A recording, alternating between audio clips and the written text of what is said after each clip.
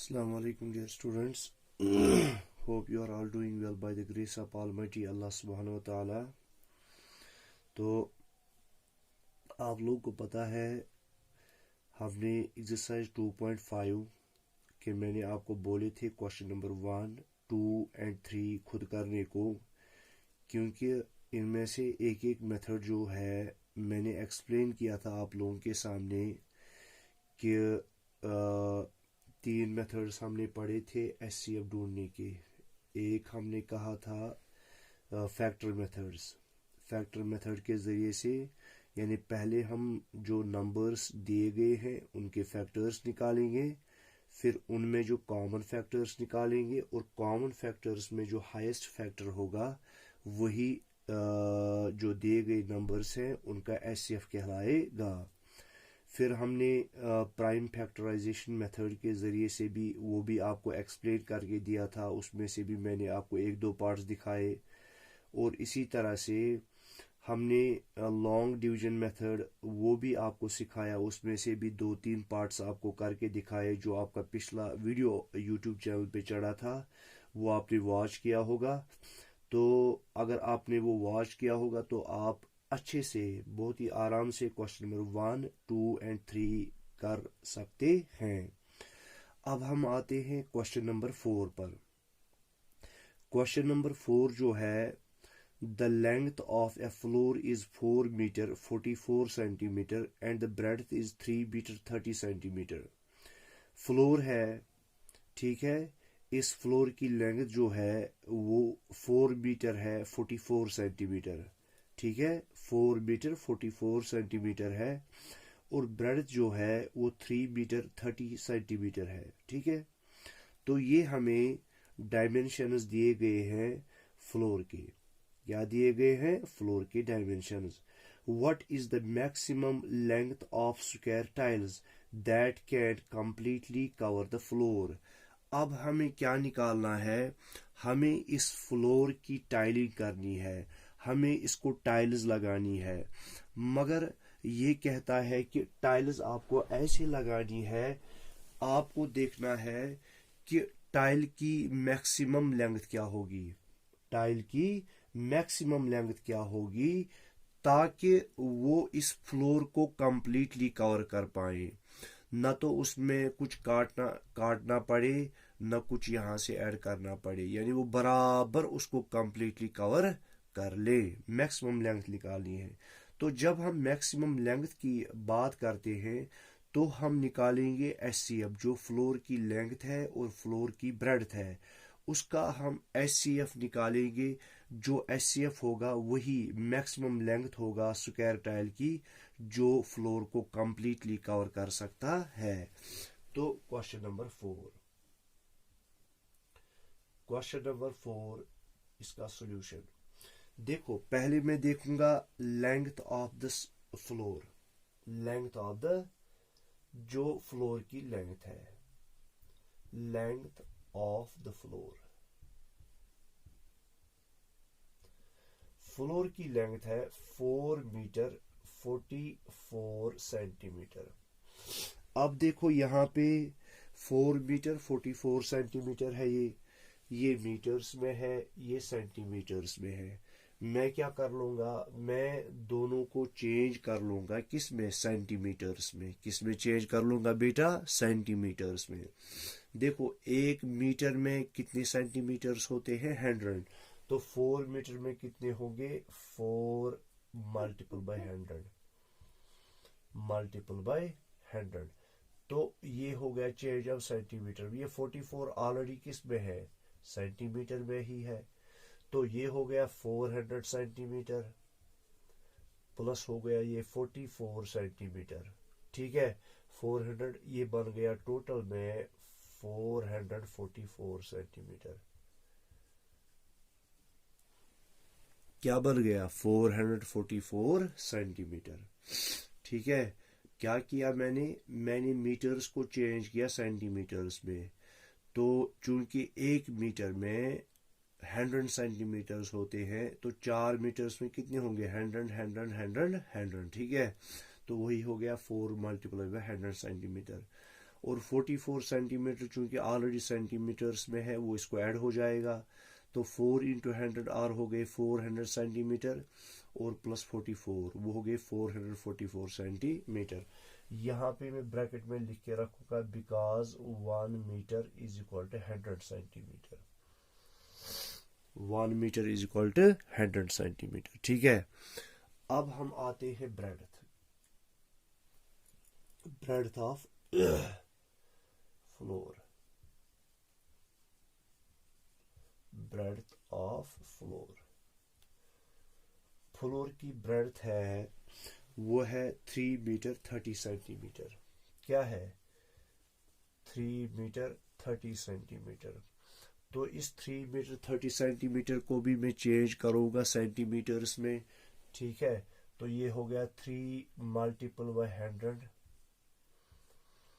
Centimetre plus हो जाएगा 30 centimetre. ये हो गया 300 सेंटीमीटर। ठीक है बेटा, 3 इंटू 100 प्लस 30 सेंटीमीटर हो गया 330 सेंटीमीटर। अब हमारे पास लेंथ आ गई 444 सेंटीमीटर और ब्रेडथ आ गई 330 सेंटीमीटर। अब हमें इनका क्या निकालना है? इनका HCF निकालना है। क्या निकालना है बेटा? HCF, highest common factor. तो हम यहाँ पे कोई भी मेथड का यूज कर सकते हैं। तो जो हमारे लिए शॉर्ट मेथड है वो है लॉन्ग डिवीजन मेथड। तो लॉन्ग डिवीजन मेथड के जरिए से हम क्या कर लेंगे? इसका HCF निकालेंगे। क्या निकालेंगे? HCF। ठीक है बेटा, तो लेंथ हमारे पास है 444 सेंटीमीटर, ब्रेडथ है 330। दोनों में छोटा कौन है? 330। तो इससे हम डिवाइड कर लेंगे 444 को। क्या कर लेंगे? 444 को। देखो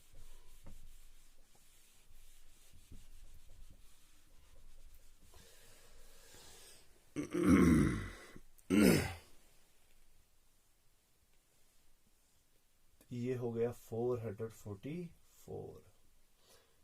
इसको हम कर लेंगे 330 से।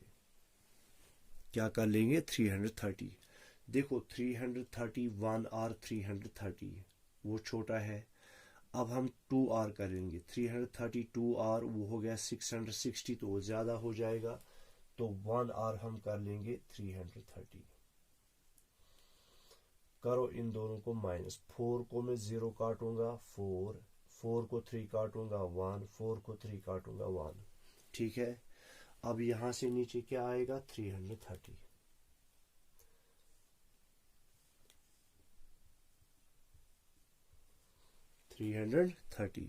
ठीक है, ये मैंने आपको समझाया है मेथड पिछले लेक्चर में। 114 1R 114 तो छोटा हो जाएगा। 114 2R हो गया 228। तो अगर 3R करेंगे 114 3R हो जाएगा 3 4R 12 3 1R 3 4 3 1R 3 वो हो गया 342। वो ज्यादा हो जाएगा तो 2R 2 4R 8 2 1R 2 2 1R 2 तो 228। ये देखो 0 को मैं 8 सब्ट्रैक्ट नहीं कर सकता। ये यहाँ से 1 लाएगा, ये बनेगा 10। 10 को 8 काटेंगे 2। ठीक है, ये 2 रहा। 2 को 2 0 और 3 को 2 1। अब यहां से क्या आएगा नीचे? 114। ठीक है, 114। ठीक है, तो इसी तरह से अगर यहाँ पे इसको कंप्लीटली डिवाइड नहीं होता है फिर 102 आएगा नीचे। देखो 102 1R 102। तो 4 को 2 काटूंगा मैं 2। ठीक है, 4 को 2 काटूंगा 2। तो यहां से ये 1 है, 1 को 0 काटूंगा 1 ही, और 1 को 1 0 लिखने की जरूरत नहीं है। अब यहां से 102 आएगा नीचे। क्या आएगा? 102। करो अब 12 इंटू 6R 6 2R 12 1 कैरी 6 1 72 वो कम हो जाएगा। 12 9R 9 2 आर 18, 8 1 कैरी, 9 1 आर 9 और 1 हो गए 10। तो ज़्यादा हो जाएगा तो 8 से हो जाएगा। 8 2 आर 16, 1 कैरी, 8 1 आर 8, 9 हो गया 96। क्या हो गया 96। अब देखो इन दोनों को मैं सबट्रैक्ट कर लूँगा। 12 को 6 और यहाँ 9 को 9 0। अब यहाँ 12 आएगा नीचे, क्या आएगा 12। 6 2 आर 12, तो नीचे बचा 0। अब हमें आगे जाने की ज़रूरत नहीं है। तो देखो इसका एचसीएफ क्या निकला, इसका एचसीएफ निकला 6, यानी 6 ने दोनों को एग्जैक्टली डिवाइड किया। ठीक है, तो क्या है 6। तो अब हम कह सकते हैं जो मैक्सिमम लेंथ है टायर की, किसकी मैक्सिमम लेंथ है, देयरफॉर हम लिखेंगे therefore maximum length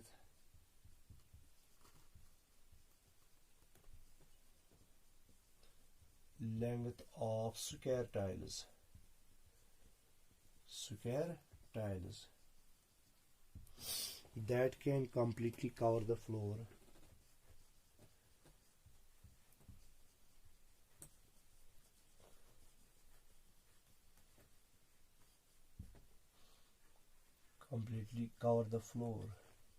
cover the floor is equal to वो क्या होगा HCF के बराबर, HCF ऑफ किसका 444 सेंटीमीटर एंड 330 सेंटीमीटर, और वो किसके बराबर निकला, इज इक्वल टू वो निकला 6 सेंटीमीटर। क्या निकला 6 सेंटीमीटर। समझ में आ गया। तो ये था क्वेश्चन नंबर 4। अब क्वेश्चन नंबर 4 के आगे जो है, find the greatest number that will divide 121, 33 and 55 leaving remainder 1, 3 and 5 respectively. ये बहुत ही आसान क्वेश्चन है। हमें वो ग्रेटेस्ट नंबर देखना है जो 121 को डिवाइड करे, 33 को डिवाइड करे, 55 को डिवाइड करे, मगर तीनों हालतों में वो जब वो 121 को डिवाइड कर लेगा तो रिमाइंडर बचेगा 1। क्या बचेगा 1। 33 को डिवाइड कर लेगा, रिमाइंडर बचेगा 3, और 55 को डिवाइड कर लेगा, रिमाइंडर बचेगा 5। ठीक है, तो पहले हमें वो नंबर्स देखने हैं जिनको एग्जैक्टली डिवाइड कर सकता है विदाउट लीविंग द रिमाइंडर। ठीक है, तो वो होगा ना 121, जो इसको रिमाइंडर 1 निकलता है वो उसको माइनस कर लेंगे 1, तो 120 हमारा एक नंबर बनेगा। 33 को जब वो डिवाइड करता है तो 3 रिमाइंडर निकलता है, तो 3 माइनस में करूंगा 33 को, तो दूसरा नंबर मुझे बना 30। और जो थर्ड नंबर है 55 को जब वो डिवाइड कर लेता है तो 5 जब मैं माइनस करूंगा 50। देखो तो मेरे पास 3 नंबर्स आ गए 120, 30 और 50। 120, 30 और 50। जब मैं इन तीनों का एचसीएफ निकालूंगा, क्या निकालूंगा एचसीएफ, तो वो एचसीएफ तीनों को एग्जैक्टली डिवाइड कर लेगा। फिर जब मैं उसी एचसीएफ से 121 को डिवाइड कर लूंगा ना, तो वहां पे रिमाइंडर बचेगा 1। जब मैं 33 को डिवाइड कर लूंगा वहां पे रिमाइंडर बचेगा 3, और जब मैं 55 को कर लूंगा वहां पे रिमाइंडर बचेगा 5। क्योंकि जो ये रिमाइंडर्स होते हैं, देखो जब बेटा आपके पास कोई नंबर है, मिसाल के तौर पर मैं लेता हूं नंबर यहाँ पे 7 को मैं 2 से डिवाइड कर लेता हूं। क्या कर लेता हूं, 7 को मैं 2 से डिवाइड कर लेता हूं। अब देखो इस 7 को मैं 2 से डिवाइड कर लूंगा, 2 3 आर 6, तो रिमाइंडर क्या बचा 1। रिमाइंडर बचा 1, बचा कि नहीं बचा, तो हमारे पास रिमाइंडर बचा 1। अब उसके बाद देखो तो अगर मुझे वहां से यही नंबर दिया गया है 7, क्या दिया गया है 7, अगर मैं इस 7 को ये रिमाइंडर जो है 1 माइनस कर लेता हूं, मुझे क्या बचेगा 6। क्या बचेगा 6। तो 6 को ये 2 जो है एग्जैक्टली डिवाइड कर लेगा। 2 3 आर 6, 2 3 आर 6। फिर जब मैं यही रिमाइंडर जो यहाँ पे निकला था ये इसको ऐड कर लूंगा, ठीक है, तो वो बनेगा 7। तो इसी तरह से वहां से हमें दिया गया है 121 को जब वो 7 को जब वो डिवाइड कर लेता है तो रिमाइंडर बचता है 1। तो 7 को मैं वो रिमाइंडर कर लूंगा माइनस, ताकि उस नंबर को एग्जैक्टली डिवाइड कर सके, एग्जैक्टली डिवाइड कर सके। इसी तरह से 121 को जब डिवाइड करता है तो रिमाइंडर बचता है 1। तो इस 121 को ये माइनस में कर लूंगा 1, क्या कर लूंगा 1, ताकि मुझे वो नंबर मिले जो एग्जैक्टली डिविजिबल हो। तो इस 7 को मैंने ये -1 किया, तो 7 चूंकि एग्जैक्टली डिविजिबल नहीं था 2 से, अब मैंने इसको जो ये 1 है 1 रिमाइंडर बचा ये माइनस किया, सबट्रैक्ट किया, तो बचा बना 6। तो 6 जो है चूंकि एग्जैक्टली डिविजिबल बाय 2 है। आया समझ में? तो इसी तरह से जो वो नंबर है वहां से 1 3 और 5 रिमाइंडर्स बचते हैं जब आप 121 33 और 55 को क्या करते हो, डिवाइड कर लेते हो। तो आपको पहले ये रिमाइंडर्स दिए गए नंबर से सबट्रैक्ट करने हैं। 121 से 1 सबट्रैक्ट करना है तो आपका नया नंबर बनेगा, क्या बनेगा, क्या बनेगा बेटा, देखो हम क्या कर लेंगे, पहले 121 को माइनस कर लेंगे 1, तो वो बचा 120। फिर 33 को जब वो डिवाइड कर लेता है तो रिमाइंडर बचता है 3, तो वो रिमाइंडर जो 3 है वो मैंने माइनस कर लिया, वो बना 30। क्यों, असल में नंबर है exactly divisible by 30, exactly divisible by 30, मगर लिखा है 33, तो ये 33 इससे 3 ज्यादा है, तो मैंने इस वजह से वो 3 माइनस किया। इसी तरह से जब वो 55 को डिवाइड कर लेता है रिमाइंडर बचता है 5, तो वो 5 मैंने इसको माइनस किया, तो इज इक्वल टू आया 50, जैसे मैंने यहाँ पे किया था।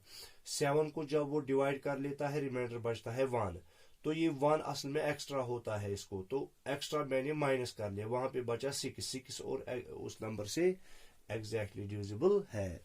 तो हमारे पास अब 3 नंबर्स आ गए, कौन कौन, 120 30 और 50। अब इन तीनों का आप एचसीएफ निकालो, क्या निकालो, इन तीनों का आप एचसीएफ निकालो। तो जब आप इनको एचसीएफ निकालोगे ना, तो वो एचसीएफ इन 3 नंबर्स को तो एग्जैक्टली डिवाइड कर लेगा, मगर जब आप उसे 121 को क्या कर लोगे, डिवाइड कर लोगे, तो आपका रिमाइंडर बचेगा 1 वहां पे। 33 को डिवाइड कर लोगे रिमाइंडर बचेगा 3, 55 को करोगे तो रिमाइंडर बचेगा 5। मगर चूंकि जो ये है सिलेबस में आपको एक्सरसाइज 2.5 में जो है क्वेश्चन नंबर 4 तक ही है, वहां से आगे हमें जाना नहीं है, क्योंकि बाकी सारे जो हैं वो इसी एचसीएफ बेस्ड क्वेश्चंस हैं। किस पर हैं, एचसीएफ बेस्ड क्वेश्चंस हैं, तो वो आगे आपको करने नहीं है। तो चूंकि आपका सिलेबस बहुत ज्यादा था इसमें मैथमेटिक्स में, तो इस वजह से बीच बीच में हमने थोड़ा थोड़ा सा जो है जो सेम क्वेश्चंस थे वो हमने डिलीट कर लिए हैं। अब देखो बेटा, इसके बाद जो है इस तरह से एक्सरसाइज 2.5 जो है वो खत्म हो गई। अब हम आते हैं एक्सरसाइज 2.6। एक्सरसाइज 2.6 जो है वो लोवेस्ट कॉमन मल्टीपल पे बेस्ड है, ठीक है, उसमें लोएस्ट कॉमन मल्टीपल। तो लोएस्ट कॉमन मल्टीपल क्या होता है, वो स्मॉलेस्ट कॉमन मल्टीपल होता है। देखो यहाँ पे मल्टीपल्स की बात आती है, इससे पहले जो हमने किया था एचसीएफ में वहां पे फैक्टर्स की बात आती थी। तो हमने इस वजह से इन एक्सरसाइजेस को शुरू करने से पहले बोला था मल्टीपल्स हम किसको कहते हैं और फैक्टर्स किसे कहते हैं। फैक्टर्स वो नंबर्स होते हैं जो गिवन नंबर को एग्जैक्टली डिवाइड कर ले, क्या कर ले, एग्जैक्टली डिवाइड कर ले। और मल्टीपल्स वो नंबर्स होते हैं जब हम किसी नंबर को, ठीक है, किसी नंबर को किसी भी नेचुरल नंबर के साथ मल्टीपल करते हैं। जैसे मेरे पास नंबर है 2, मैं इसको नेचुरल नंबर 1 से मल्टीपल करूंगा, 2 1 और 2। तो जब मैंने इसको मल्टीप्लाई किया 2 1 और 2, तो जो 2 निकला ये मल्टीपल है 2 का। इसी तरह से 2 2 और 4, जब मैंने 2 को 2 के साथ मल्टीप्लाई किया तो 4 निकला, 4 इसका क्या है, मल्टीपल है। तो यहाँ पे हमारी बात आती है लोवेस्ट कॉमन मल्टीपल की। लोवेस्ट कॉमन मल्टीपल वो स्मॉलेस्ट मल्टीपल होता है, मगर कॉमन क्या होना चाहिए, कॉमन। मिसाल के तौर पर यहाँ पे मैं बात करूंगा, मेरे पास दो नंबर्स हैं, एक है 3 और दूसरा है 6। मैं इनके मल्टीपल्स लिख लूंगा, क्या लिख लूंगा, मल्टीपल्स लिख लूंगा। तो जब मैं इनके मल्टीपल्स लिख लूंगा, मैं देखूंगा पहला वो मल्टीपल जो इन दोनों में कॉमन है, तो वही इनका लोवेस्ट कॉमन मल्टीपल कहलाएगा। जैसे 3 1 r 3, यहां से 6 1 r 6। देखो है सेम, नहीं है, अभी मेरा कोई सेम मल्टीपल नहीं निकला। ऐसे ही 3 2 r 6, इसी तरह से देखो, अब देखो बेटा, यहाँ पे 3 2 r 6 और यहाँ पे 6 1 r 6, तो पहला कॉमन मल्टीपल जो दोनों में है वो है 6। 3 और 6 के दरमियान जो लोवेस्ट कॉमन मल्टीपल है, जो स्मॉलेस्ट कॉमन मल्टीपल है, वो 6 है। इसके बगैर भी बहुत सारे हो सकते हैं, मगर उन सारों में हमें देखना है लोवेस्ट कौन है। जैसे हम फैक्टर्स तो बहुत सारे होते थे, 2 भी, 3 भी, 4 भी, 5 भी, मगर इन 5 फैक्टर्स में या 4 फैक्टर्स में जो सबसे बड़ा लार्जेस्ट होता था वही उनका एचसीएफ कहलाता था। देखो यहाँ पे 3 4 और 12, 6 2 और 12, तो पहला हमारा बना, देखो 6, दूसरा बनेगा 12 भी, क्या बनेगा, 12 भी। जैसे इसका आएगा 3 4 और 12, इसका आएगा 6 2 और 12, तो दूसरा बना 12। तीसरा बनेगा ऐसे ही 3 6 और 18, 6 3 और 18, तो 18 बनेगा तीसरा। मगर इन सारे कॉमन मल्टीपल्स में जो स्मॉलेस्ट है वो 6 है, क्या है, 6 है। तो इस तरह से 3 और 6 के दरमियान जो लोवेस्ट कॉमन मल्टीपल है वो है 6। आया समझ में। तो इस तरह से एलसीएम या लोवेस्ट कॉमन मल्टीपल, ये वो स्मॉलेस्ट कॉमन मल्टीपल होता है दो या दो से ज्यादा नेचुरल नंबर्स के दरमियान। अच्छा, तो हम लिखेंगे एलसीएम। एलसीएम का मतलब हो गया lowest common multiple. The smallest common multiple, the smallest common multiple between 2 r, multiple of 2 or more natural numbers, 2 or more natural numbers.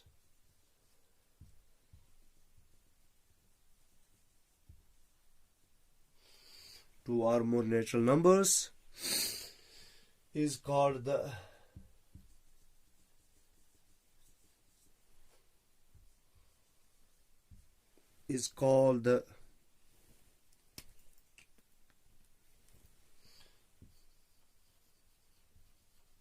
lowest common multiple, यानी एलसीएम। इसको हम कहते हैं lowest common multiple. The smallest common multiple of 2 or more natural numbers is called the lowest common multiple, LCM।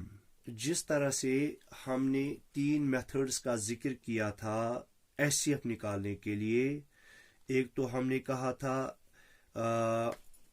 एक तो factor method यानी common factors निकालना, दूसरा हमने कहा था प्राइम फैक्टराइजेशन मेथड, और तीसरा कहा था लॉन्ग डिवीजन मेथड। तो इसी तरह से यहाँ पर भी हमारे पास 3 तरीके हैं एलसीएम निकालने के। एक तो हो गया पहले बाय लिस्टिंग द मल्टीपल्स, यानी पहले मल्टीपल्स लिखना, जैसे मैंने यहाँ पे अभी 3 और 6 के मल्टीपल्स लिखे थे।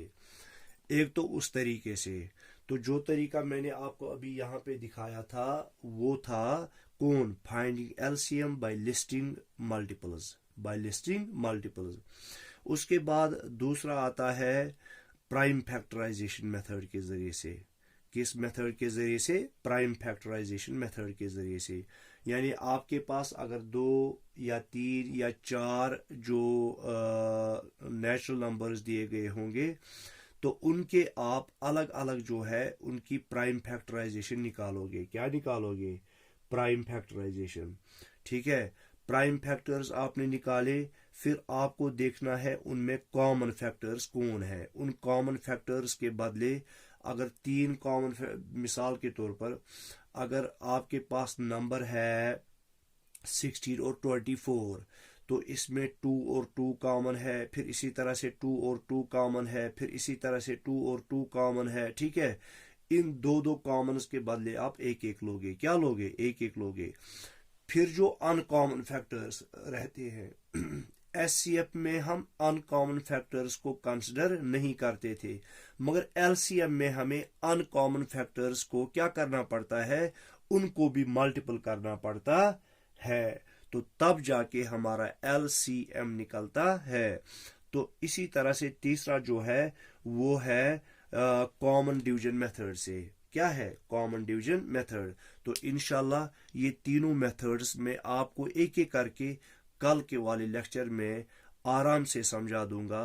एक एक दो दो एग्जाम्पल्स हम कर लेंगे हर किसी मेथड पर, ताकि आपको ये एक्सरसाइज शुरू करने से पहले ये कॉन्सेप्ट्स अच्छे से क्लियर हो जाएं।